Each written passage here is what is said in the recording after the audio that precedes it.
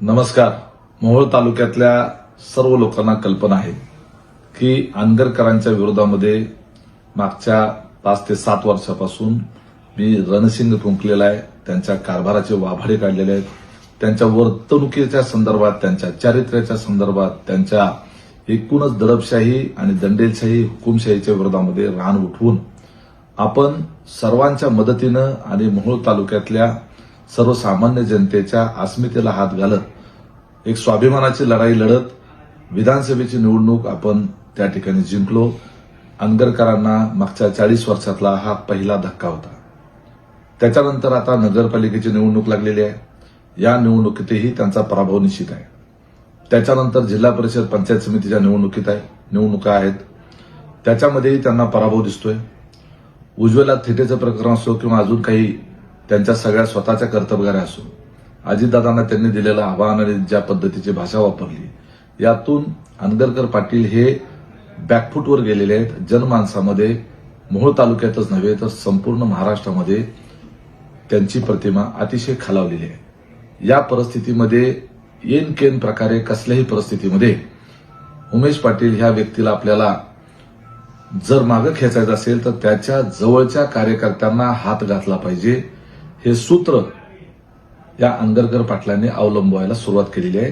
त्या गोष्टी माझ्या लक्षात देखील यायला लागलेल्या आहेत. जे उमेश पाटील याच्या जवळचे अतिशय जवळचे कार्यकर्ते आहेत, सातत्यानं माझ्या सोबत दिसणारे, एका ताटात जेवायला असणारे, अशा कार्यकर्त्यांना पैशाचं आमिष दाखवलं जात आहे.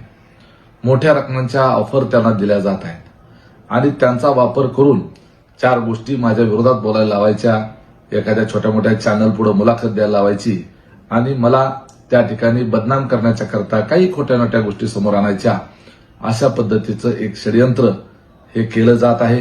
मी आज कोणाचं नावं घेणार नाहीत, परंतु येणाऱ्या काळामध्ये काही माझ्या जवळची असणारी, जवळची मानली जाणारी, जवळपास दिसणारी माणसं जर फुटली आणि विरोधकांच्या कॅम्पमध्ये म्हणजे आंदरकर पाटलांच्या कॅम्पमध्ये जर गेलेली दिसली तर आजचं हे माझं वाक्य त्यावेळेला नक्की रिव्हर्स करून बघा.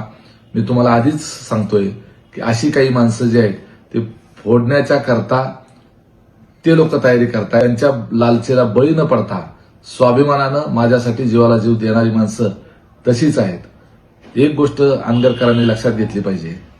आपण खुल्या दिलानं, खुल्या मनानं आणि मोकळ्या वातावरणात लढाई कधीच करत नाही. आपण दुसऱ्याच्या खांद्यावर बंदुका ठेवूनच नेहमी लढाई करतो.